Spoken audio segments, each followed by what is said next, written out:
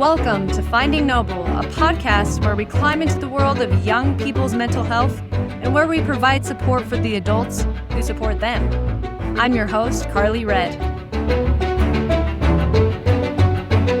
Welcome to another episode of Finding Noble.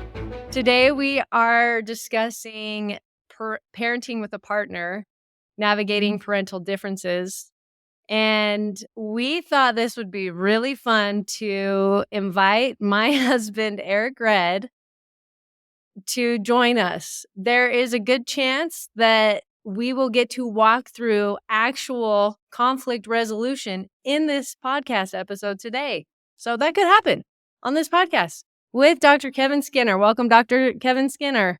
Hey, it's good to be with you guys. Thank you. Eric, is there anything you want to add about your working relationship with Dr. Skinner? Yeah, I do, actually. Aside from my family, Dr. Skinner might be the best person I've ever met. He is kind soul, cares about people, and actually seems to know everything. So I feel very grateful to work with Dr. Skinner, and it's been awesome. 12 years. I think we have a shared mission and vision of just helping people and doing it in any way that we can. It's been pretty great, pretty fun to help parents, something we're very passionate about, but very grateful to work with Dr. Skinner for the last 12 years.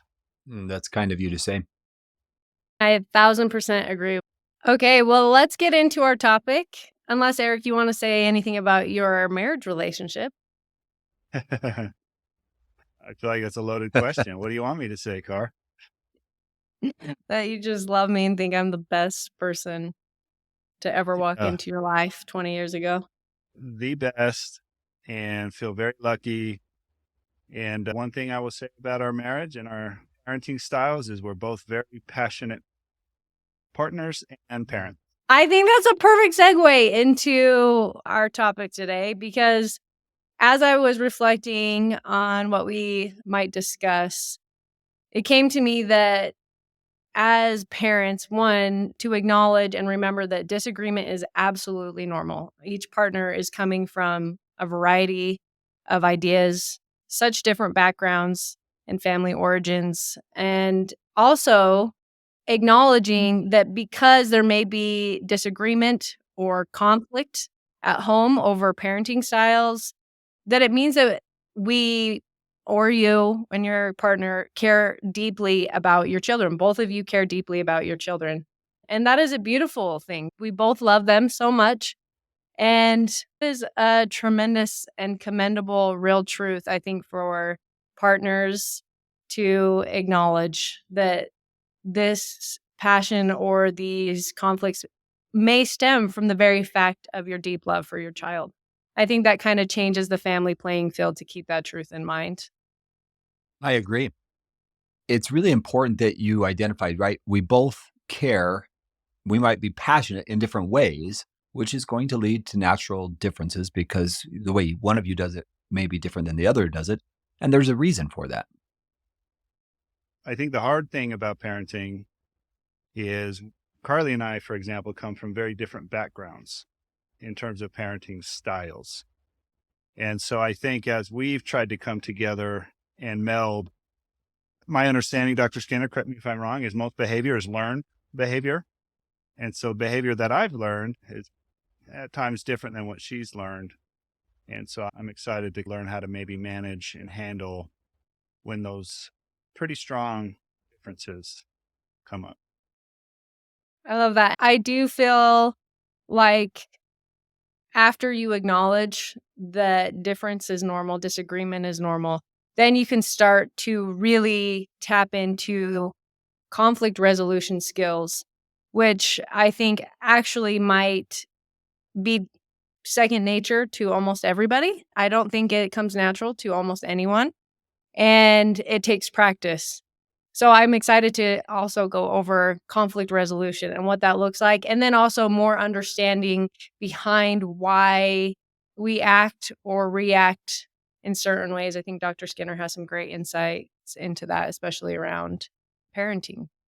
So what you just described is something that I think many times people misunderstand. Let me give an example of this. Sometimes when we disagree on something, we think that there must be something wrong with our relationship.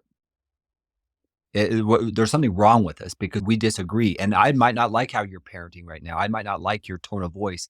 I might not like the energy you're putting into this and why it matters to you. What's interesting about that is in a mature relationship, we should actually expect that we're not going to always want to parent the same way. But that requires us individually to be strong enough to say, it's okay that we don't agree. And I think that's an important starting point. If you don't start there, then what happens over time is you begin to feel attacked because your partner's parenting in a different way. But Dr. Skinner, what do we do when I'm always right?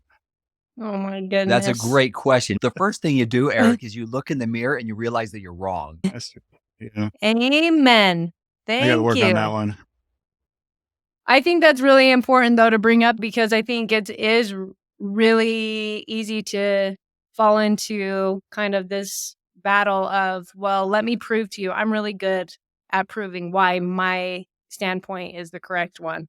And I usually have really good supporting evidence.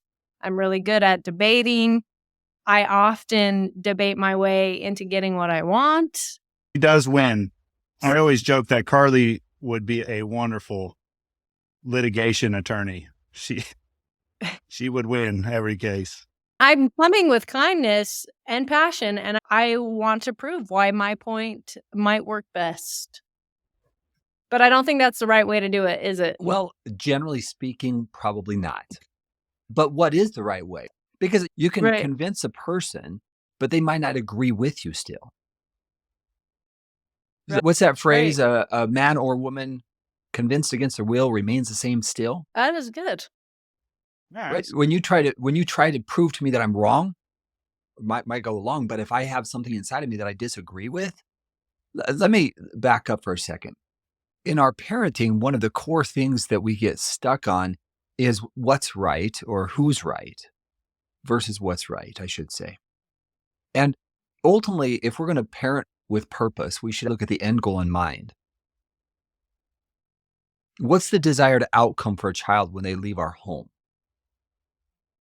It's a very interesting experience because you're breaking down what skills, what things do you want your children to leave your home with?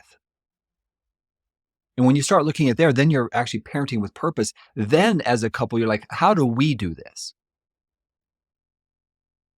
And if we start there, it's a whole lot easier to converse because it's not trying to prove my way. I'll just give an example. I want my child to know how to utilize digital media by the time they leave our home so they're comfortable on their own. So it's not dictating their life. How do we do that? That's really powerful to pull back and go back to the foundation of we're doing this together.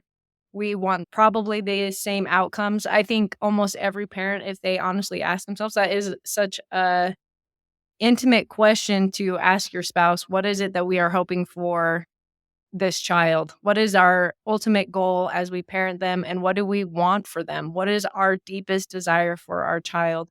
And I think if you can halt and take a break from this stance of righteousness that you've posed yourself out to try to convince your spouse that your position is correct, and then pull back and say, yes, we have the same end goal in mind. We want the same things for our child. I think that is so unifying. It's been my experience that when parents do that, they actually really realize that they have more in common than they have apart. They have the desired outcome. And they might not always agree on how we're going to get there, but more often than not, the overarching goal, I want my child to have a skill. I want my child to be social. I want my children to care about schooling. And I want my child to learn how to give to a community and participate in a community in a meaningful way. If that's what we want our children to learn, then we're actually letting principles of desired outcomes guide our parenting. And far often than not, I think we actually parent blindly. What do you mean by So that? I think if we go back to where we started, we parent often the way that we were parented. Now, we may not do it intentionally, but the reality is what we saw is what we saw. How do you intentionally do something different without actually really thinking about how can I do it different? I don't want to parent like my mom, or I don't want to parent like my father. And generationally, we pass down these, I would say, unhealthy habits or patterns. And then when we really reflect on it, say, if I rewind this story and say, what is the desired outcome? I might parent very differently than my parents did. Or I might take some of their traits and say, that was healthy, that was productive, that was meaningful. So it's not always bad and it's not always good. But I can't tell you how many people say, I'll never be like my mom or dad. And then they're like, I find myself doing it all the dang time. Yeah. Would that be a good conversation to have with your spouse about maybe sitting down, me and Eric sitting down together and talking about, okay, these are the things that from my childhood that I really am grateful for that my parents helped instill in me, or values they helped instill in me. And these are, maybe areas that I'd like to do differently. I think an intentional reflection on that is foreign to almost all of us. We're doing things blindly, as you say, without even recognizing that we're repeating patterns we were modeled ourselves as children. I agree. Imagine that conversation, right? If you see me doing that, would you just give me a sign? Would you give me some cue? Because I find myself almost naturally falling into what I saw, my energy, my emotions. And if you see me doing that, please help me because I don't want to be that way. I want to go back to what Dr. Skinner said. We see what our parents have done. My home was a very, very loving home, great home. I had a great childhood, but sports was everything, right? My worth was defined by how well I did in athletics a lot of times. So during high school, for me, in my experience, it was a little bit challenging, kind of 16, 17 years of age. And what's been really interesting, and Carly taught me this too, I didn't notice, but unknowingly, when my son turned the same age, I totally started treating him differently.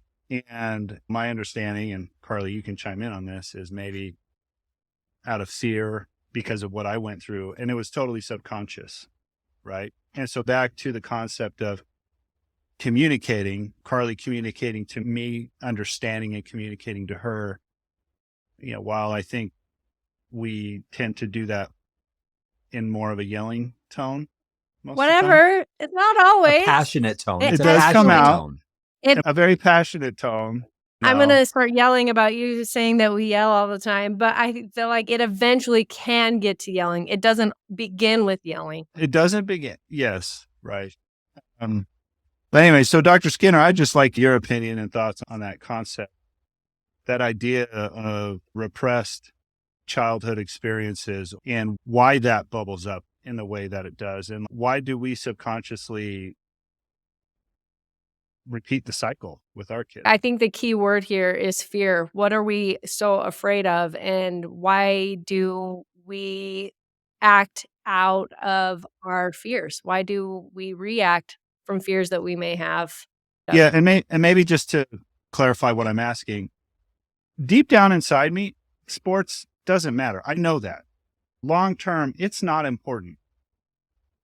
But for whatever reason, I find myself doing the same thing that was done to me, and the fear and the anxiety and all these things about, athletics, for example. So I think there are multiple parts or answers to this. One is we can project what was projected onto us. So if my value is how clean my house is, or if my child performs in this athletic setting, then it says something about me. And so we can project onto our children what was projected onto us, which would be very natural because we tend to think this is important. If I focus on it as a parent, my child is naturally going to think, that's what mom and dad taught me. That must be important. Accurate or inaccurate, I can go overboard. I can do it in a religious context where we only think we have to do this perfectly. If we're not perfect, if we're not doing it exactly right, then there's something wrong with us. I can do it in cleaning. I can do it in athletics. I can do it in academics. So I project my expectation onto this child, and their value then internalized is my value has to be contingent upon this production, my house being clean, performing academically or athletically. And so now my value is tied to the outcome. And in our previous podcast, we were talking about a growth mindset versus a fixed mindset. That is a very fixed mindset when your value is tied to a specific has to be outcome. Because what happens when I don't do as well? What happens when I'm not as tall as my dad? Or what happens when my children threw up on the floor right before my mom got here? So many things out of our But control, if yeah. my value is based upon this perfect performance, then I'm always going to let my mom down, or I'm going to let my dad down, or I'm going to let my mom down. I can't be perfect. And so part of the answer to your question is we internalize this, that maybe our worth or our value comes from our child's performance. In contrast, let's shift that around and say a growth mindset here. You work so hard. And as a parent, my challenge is to actually recognize your work and your effort. And that's what we continuously want to teach our children. And that's how we get out of that mindset. I think it's so fascinating that as a parent now, especially of kids that are getting older and about to leave home, there are so many unintentional messages that I have sent, right? Just like I'm sure my mom's message to me was not intended to be, if your home is clean, then I will love you. Or if your home is clean, then you're a good person. But unintentionally, that happens because, yes, there may be things that we value or things that we do feel like our worth is tied to. And then that message is unintentionally passed down. It is fascinating to me that despite our desires to shift that, it is so difficult to change behavior. Why does that happen? Because old patterns die hard. I often tell my clients, old patterns die hard. We're patternistic people. In fact, about 90 to 95% of the things that we do every day is done subconsciously. We do it without even thinking about it. Then Yeah. what happens is we do what we were taught. That's why living a mindful life, being intentional, it really does require work. As you're saying this, I'm thinking of speaking with a spouse or speaking with a child about them noticing our behaviors and seeing things in us that we don't see in ourselves, like Eric said earlier. Can you maybe walk us through what this looks like? In my head, I'm thinking of the word counsel, that we counsel together. And that for me feels like a huge relief that I don't have to parent perfectly. I would argue that so many parents feel like parenting perfectly is super important rather than this growth mindset that you are talking about, saying, hey, I'm recognizing that maybe I've put a little more emphasis on your sports than I have your academics. I actually don't want one to be above the other, or I do want your academics. That's what my hope is that Eric will say. I do want your academics to be above your sport output. Maybe walk us through what kind of counsel or what kind of conversations we can have with a spouse and with a child. What does that look like in a healthy way and in a healthy family? I just do have a question. Let's say you're at odds in your parenting, right? And Carly and I were not, in the big things, I feel, maybe Carly doesn't, but I feel like I do. I do. we're pretty unified, pretty Yeah. solid. We tend to disagree on little things, but let's assume maybe Carly and I are not in agreement. How do you start that conversation? Like, let's use this example. I tend to lean more towards sports because academically for me, I wasn't, the greatest. I did well, but not the greatest student. Carly, on the other hand, she was a fabulous student, excellent grades, always at the top. And one thing I do admire about Carly is her passion for learning, always learning. But my mindset, the way I was raised, my dad, he worked very hard with his hands, played a lot of sports. So for me growing up, his emphasis to me as a child was, I need you to just work and work and work. And then I'm going to take you to the hills next to our house. We're going to go run sprints. And then we're going to go to the church and go shoot 1,000 shots for basketball and stuff like that. And so my upbringing taught me the value of work ethic, right? Not that education doesn't need work ethic, but where I gained my work ethic was in sports and manual labor and things like that. So my view is I believe work ethic can take you most of the way, right? And so I view sports in that way, like what a fantastic way to gain work ethic. And so my emphasis on education is not maybe at the level Carly's emphasis is on education. So we clashed with that, especially with our junior in high school, because he's getting to that point where he's taking some testing that's important for the next phase of learning. And we got to think about university education, stuff like that. So how do you begin the conversation to become even more unified, as parents? So that was a super long way to ask this question. All right. So let's look at it from this way. There's not one way to do it right. The point in reality is if I work hard and if I've developed that work ethic, does it bleed over into my academics? Am I able to succeed because I've developed the ethic itself? And so right, wrong, it's neither one. It's actually both. You're both right. Now, the question is, how do we communicate to our child that academics is important and athletics is important? Now we're going to that counsel concept with our child and say, all right, look, we can do this multiple ways. We want you to develop habits that are healthy for you. If you want to go to an academic institution that is going to push you, then you're going to want to put more energy into your academics. If you want to do it athletically, then your effort is going to be really intense there. We still expect you to do well in academics, but you're going to have to push it. And so now we're counseling together. How do you want us to support you in this journey? And that's where we invite them, because when they have a say, they're more likely to follow through.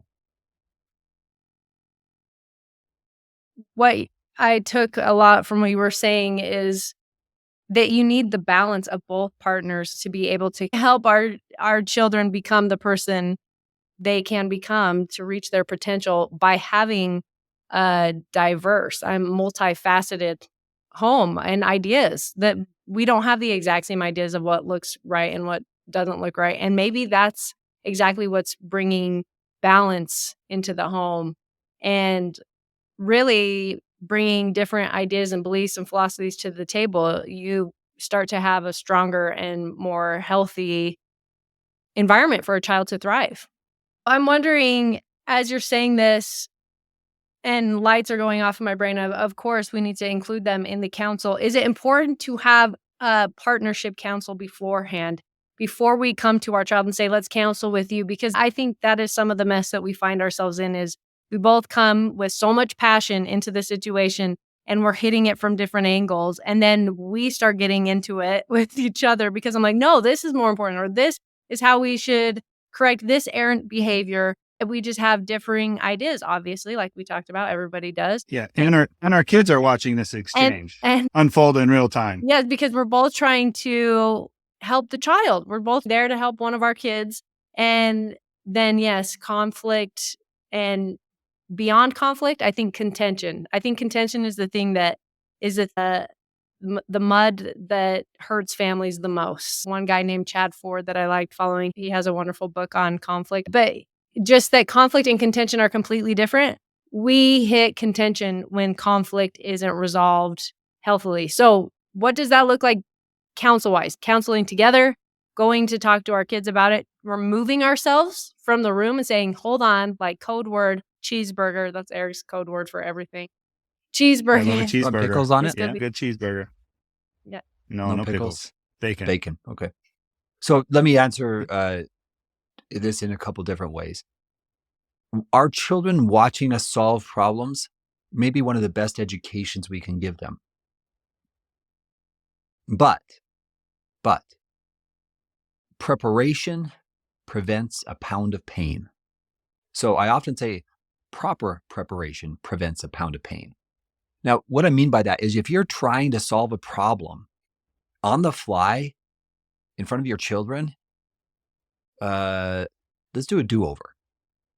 Let's sit down together and counsel together, come up with a strategy, a joint strategy. Mom and dad have talked about this. We've struggled. We've had a hard time trying to figure it out. I'm still modeling this. We're trying to figure out how to best do this. We need your feedback now. Here's what our thoughts are. We are united in how we're going to talk about this, but we need you to join us now in this next stage of awareness of what you want to do and how we can support you. Notice the language, what you want to do and how we can support you.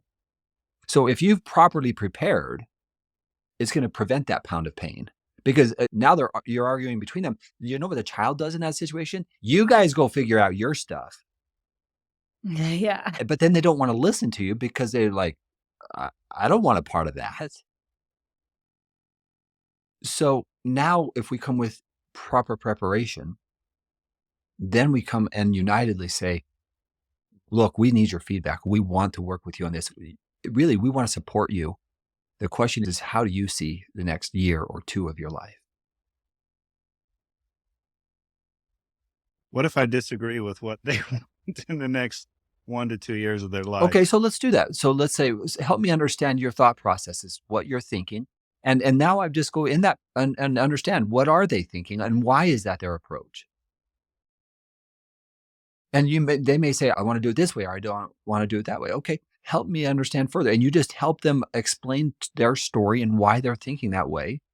And then as a parent, we have to stop and say, okay, why does it matter to me if they do it my way? Mm. My wife often says B's get degrees and C's get degrees. And my wife was very good academically, just like you, Carly. I wasn't so much. I was more like the Eric style, probably. All right. So at the end of the day, why does something matter to us? As a parent, we need to figure that out. Why is this so important to me? And that's where you get that awareness. And that's when you probably are going to go back into your childhood and say, oh, that's why it's so important to me. There's times as a parent, you have to recognize when you can have influence and when you can't have influence.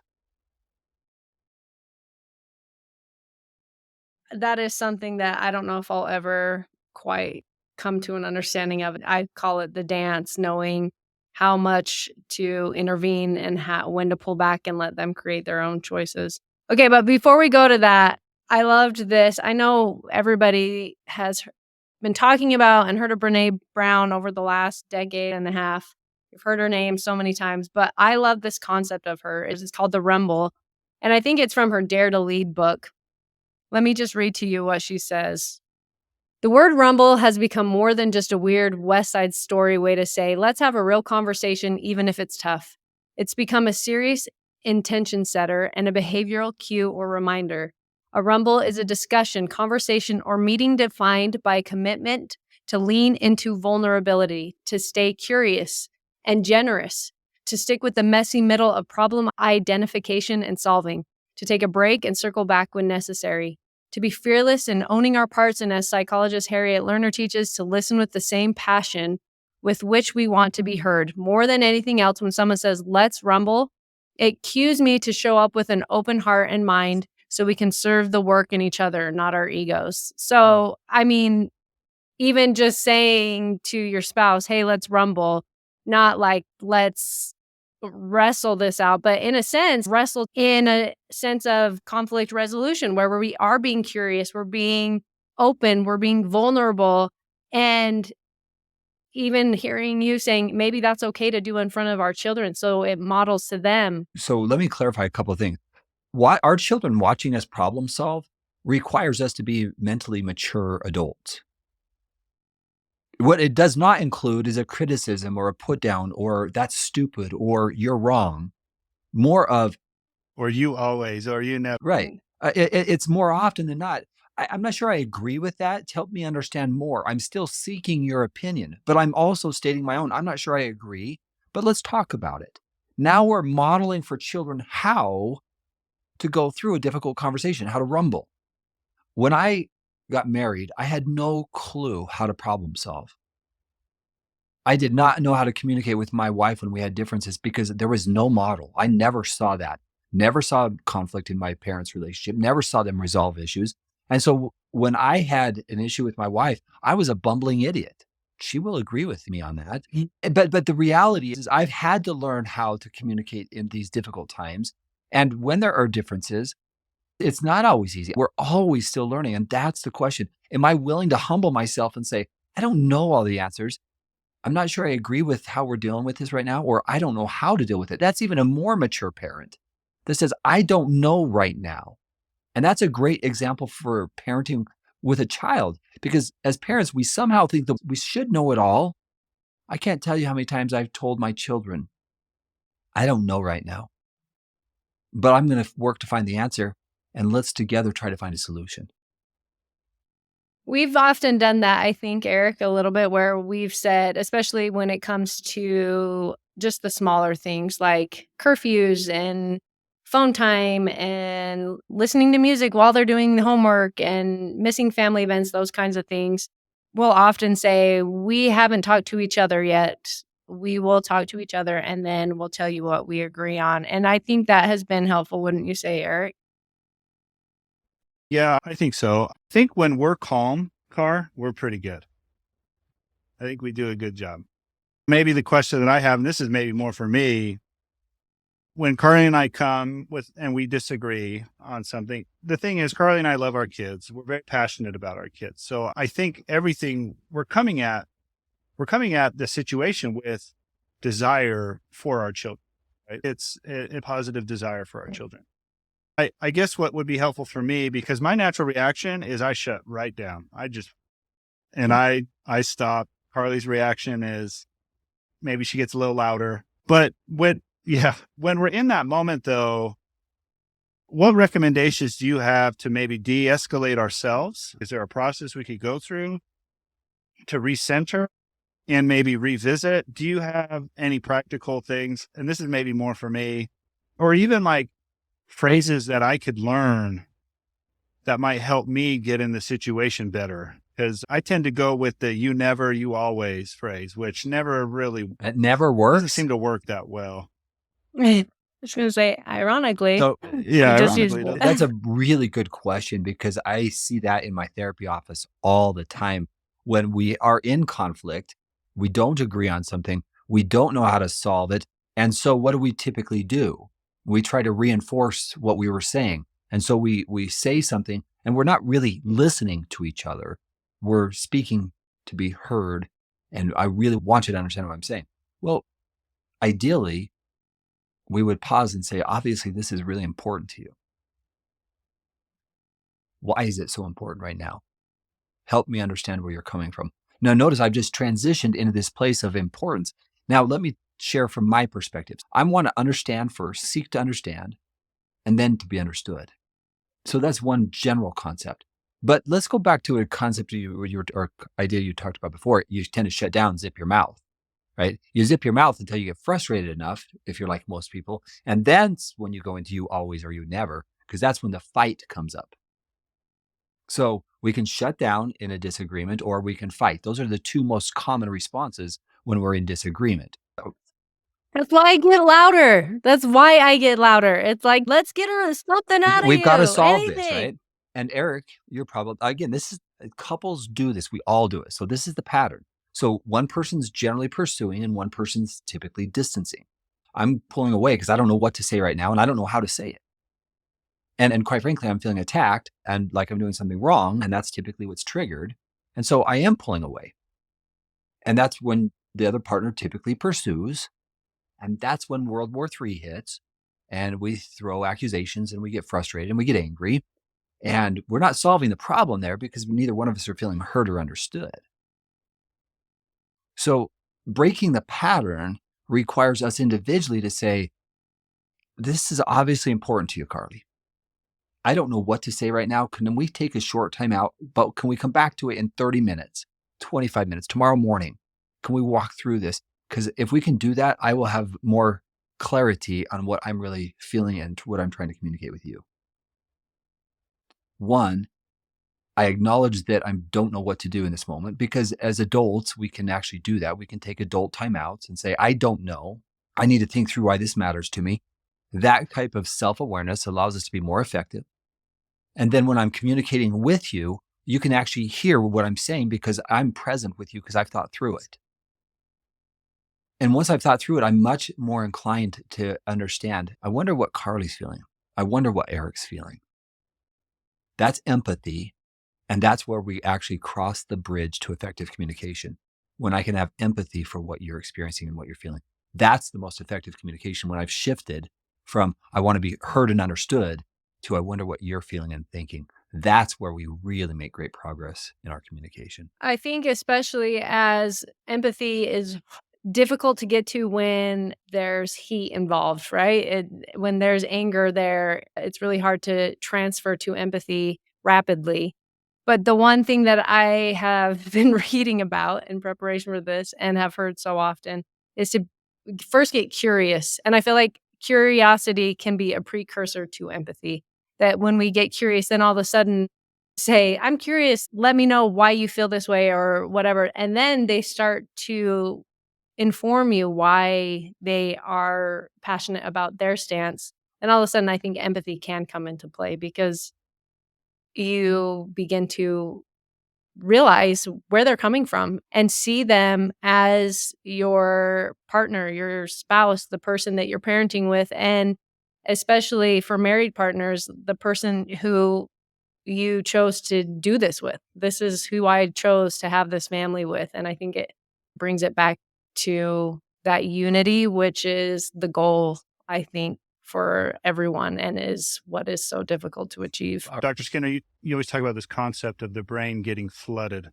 And when the brain was flooded, it's near impossible to have an effective and productive conversation with someone else. And it also seems like this process is very relevant for how we communicate with our kids, because how often do we get in yelling matches with our children about things? And you talk about maturity when you consider a teenage brain or even younger, they've never learned the word. They've never learned how to recognize emotions in this way. And so I think this concept is helpful for me because I think it'd be good to model this and teach this through Carly and I doing it, but also with them directly. Yeah, very much so. If I could emphasize one or two core points here, the first one is empathy is a skill that we learn.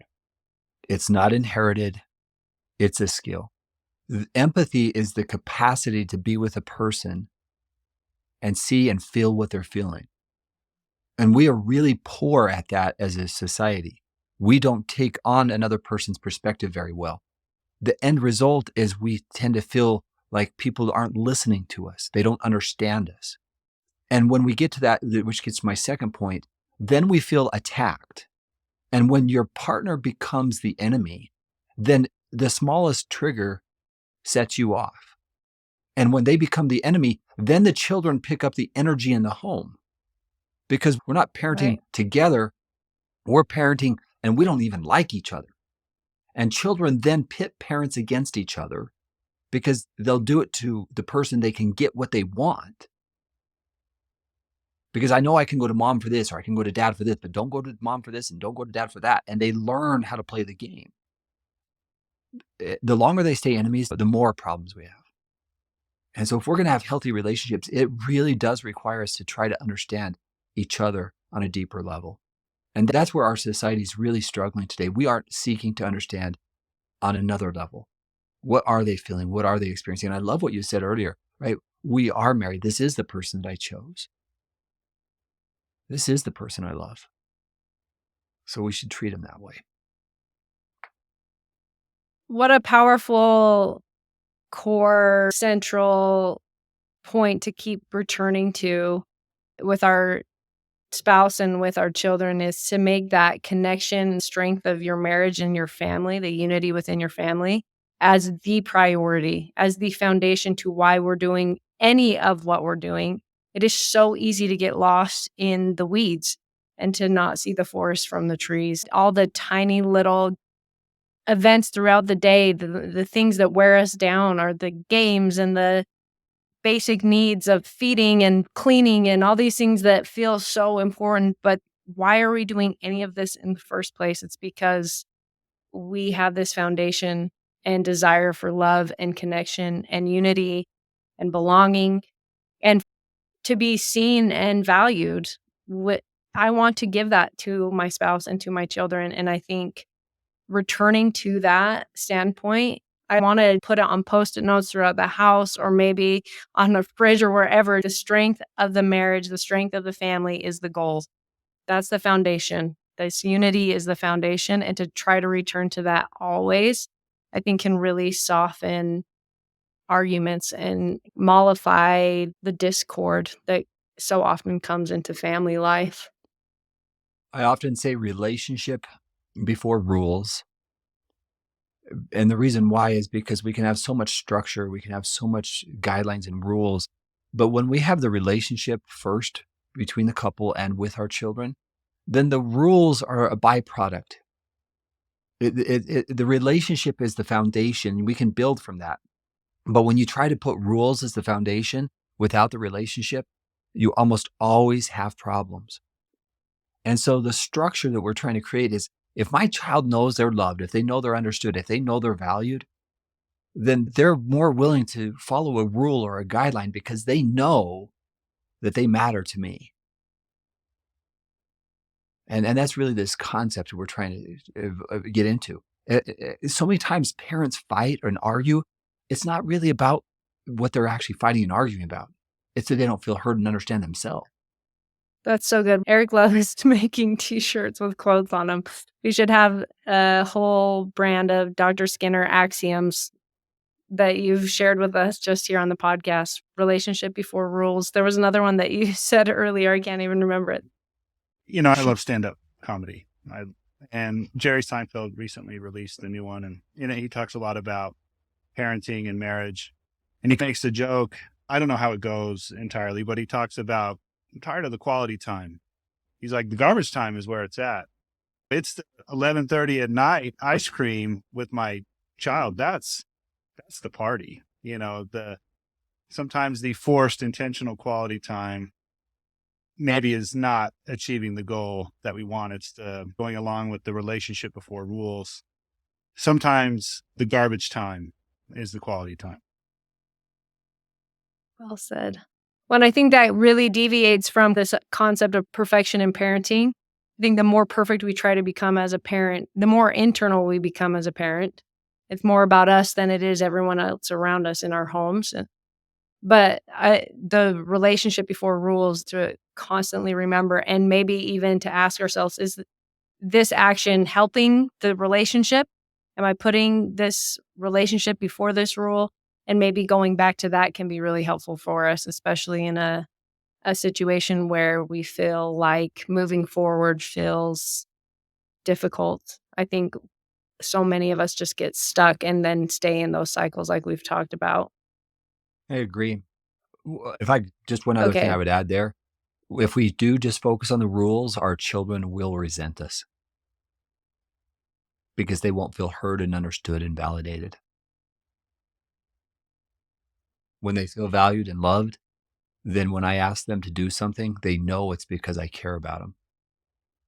So this concept was taught to me by my friend Ken Patey, and he ultimately said, you become very resistant when rules guide your relationship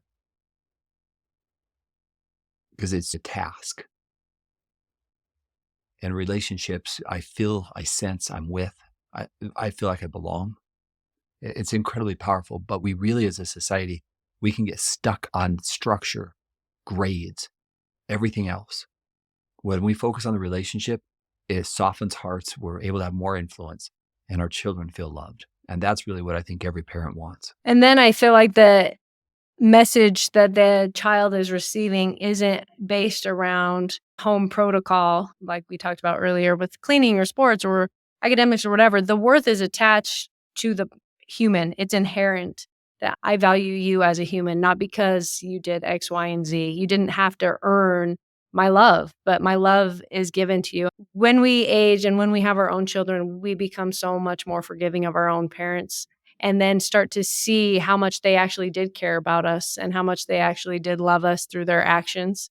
My greatest desire is that my kids don't have to wait till they get older. And I'm not saying that I had to, but I wasn't tapped into it, the amount of love that my parents had for me. And I want my kids, and my relationship to fill them now with that sense of worth. I want them to experience that now.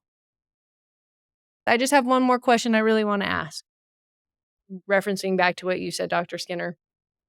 If relationships matter more than rules, does it give us permission to parent each child individually? This is coming from a place where I'm recognizing my children's needs, even the rules that we set.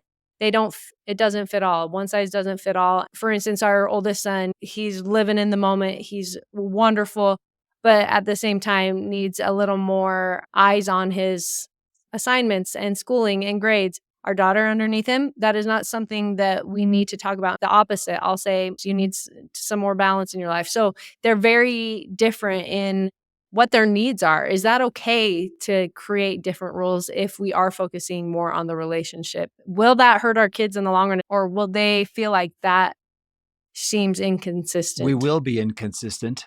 We won't be the same with each child because they have unique personalities, they have unique strengths, they have unique experiences in their own life, unique friendships. So we have to be adaptable and we need to teach that. Again, rigidity means that I just focus and I try to cookie cut every child. It doesn't work that way in effective parenting. Every child has a unique personality. You guys know that. I certainly do with my children. I've got twins and they have a different personality. When one of them is upset, they respond differently. So every child has to be understood in their way, which is maybe a whole different podcast we could do on attunement, being aware of our child's emotional state and being attuned to them. Because ultimately, that awareness of that child's need, we have to know how to speak their language. And if we try to cookie cut our parenting and these are the rules, then we aren't aware of their individual needs and circumstances. And the consequence of that is they don't feel heard and understood. So they don't care how you did it with older brother. My situation, my circumstance, why does it matter to you? Help me understand. Going back to this counseling together. If we try to put everybody in the same box, I promise you they're going to be frustrated and you're going to be frustrated because life doesn't go that way. What I experienced with my oldest child, what I'm now experiencing with my youngest child, their life experiences just 10 years apart is very different. Phones from where my oldest child is to my youngest, my son, very different. How they use time, it's extremely different parenting. So we have to be flexible, not rigid. I thought of this experience that we had this week with our son. Eric, maybe you can share it with us, but it helped me see that as we adapt our parenting styles to each individual child, then maybe they will even feel more uniquely seen and heard and valued because we are meeting their personal needs, like you just said. Eric, do you want to share that story that you had with Emmett? We tend to go more on this is the family rule. It's a hard, fast rule. Just keep it kind of a style. And we're learning that isn't always working great for us. So you had this experience with our oldest son recently. Yeah, we were on a vacation. And like Carly mentioned, we have our 15-year-old daughter. She is very type A. She's a ballerina. And there's a reason why certain girls gravitate towards ballet is because it is such a perfectionist type environment where the movements and the structure is very soothing to them. So she very much that way. You give her a rule, hey, we get good grades, and she's going to maximize her ability to do that. Like Carly mentioned, to the point where, it's a little bit like, hey, take it easy. Maybe let's try to get a B this time. Like we're going for a B. That's the goal. Not an A. We're going for a B. She'd never do it. But then she mentioned our son. He told me, he's like, Dad, I'm just living my best life. I'm just going to live up high school. I'm just having a blast. That's what he told me. And so, very, very different, loves his friends, very into athletics and all those kind of things. But we set a rule, for example, to if you don't turn in all your assignments by the end of the week, you lose your phone, for example. And we had a situation where Emmett did not turn in all his assignments. So we were taking away his phone. And then he looked at his sister's account and she had done the same thing. And we never talked to her about it. He's like, you got to take away Margot's phone. And so then it turned into this whole thing. And I, as I'm, we're getting at each other a little bit. I finally realized, I said, Emmett, are you and Margot the same? And I kind of had this realization. He's like, no, we're not the same. Should you have the same rules? And he said, well, no. And I said, do you understand why we have these rules and boundaries in place? And he said, well, no. I said, because we use them to motivate behavior. That's why we have them. We have this in place for you because for the last 4 or 5 years, you've struggled to stay on top of your schoolwork. And so we put this in place for you. Fortunately for Margot, she doesn't need this. She has 4.0. And so I said, would you feel better if we had different rules? And he actually said, yeah, that would make more sense. He said, I would be less angry because then I would feel like it wasn't unfair if we had different rules. For me, it was like the one time I had a parenting win. And I was like, I can retire. I did this. I didn't write the Coming one on the time I needed to. podcast car. I'm coming on. I'm the guy now. No, I'm just kidding. But no, it was a good moment. You know what would be interesting there, going back to the earlier concept that Carly was talking about, counsel. So what rules would you like and what would motivate you to get the grades that matter to you? Just that next step, right? Okay, so now we got different rules, but what would motivate you? Obviously not the phone. That's so dumb because that's so simple and we have never asked him It's that. not, there's a principle here. It's a parenting principle that it was taught to me. Gosh. To ask is to teach, right? How would you want us? What would motivate you to get good grades? Then they're preaching their own sermon. Try it. I'll be interested in seeing what happens. It's just that next step. It's just that next step. It's a logical step, right? We've been trying for 4 or 5 years. I feel really silly right now. It's that simple. Wow. Whoa. Okay, I have a couple quotes that I want to end with. One is by Tracy Ross. She says, ultimately showing your children how to come to an understanding as a couple through open communication and respect can teach your children some valuable life lessons on problem-solving skills, partnerships, and the importance of diversity in relationships. I feel like that sums up really well. The core message we've tried to establish today is that disagreeing as partners is a wonderful opportunity to teach our children this beautiful life lesson of problem solving, diversity in relationships. And then the last quote I want to leave us with is from Dr. Kevin Skinner himself. This was taken from your relationship class on parent guidance, but I have a big whoa next to it because I loved it so much.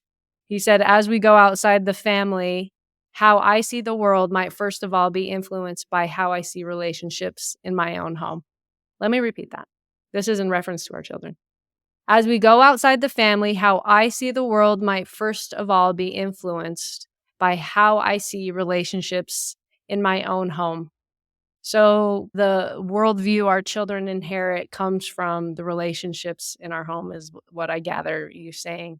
Do you want to expound on anything? You know what? I think that is probably the most critical thing. We identify relationships by our first relationships, our primary relationships. And when those relationships are meaningful and we feel loved, it literally, our society could be a generation away from having war and conflict or having peace and harmony. And it really depends on how we interact in our own homes. Everybody, all of us, can be more kind, more loving, more attentive to our children and to each other. And that's just the reality. And when we grow up in that kind of a home, we leave and we see the world. I can't tell you how many times I've heard from people say, my parents taught me what a relationship should be like. And that is the greatest gift they could give me. As we end today, I hope you listeners will feel just a greater desire to focus on the warmth and the unity of your home, whether you're in a marriage or in a partnership of parenting. That warmth that we provide our families is often overlooked, and turns out it may just be the very thing that helps our children be what we want. We want them to be happy, and that ability to stay connected, have that be our priority, even amidst disagreement, that might be one of the most powerful tools we can equip them with as they head out into the world. Thank you. It's been a lot of fun. We'll see you in a few minutes. I'll see you in a minute. I love you. Dude.